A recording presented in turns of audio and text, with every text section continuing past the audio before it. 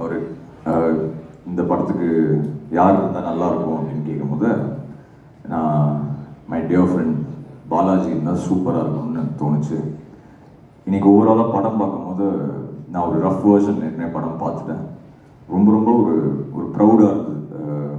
நம்மளோட ஃப்ரெண்ட்ஸ் எல்லாருமே சேர்ந்து இப்படி ஒரு ப்ராடக்ட் கொடுத்துருக்காங்களே அப்படின்னு சொல்லி. And coming to the hero Balaji வந்து அகைன் நம்ம மியூசிக் டைரக்டராக ஸ்டார்ட் பண்ணும்போது அவர் அப்போ எஃப்எம்ல ஏற்கனவே கொடி கட்டி பறந்துட்டு இருந்தார். ஸோ அங்கேருந்து எங்களோட கனெக்ஷன் ஸ்டார்ட் ஆகும். ஜென்ரலி நமக்கு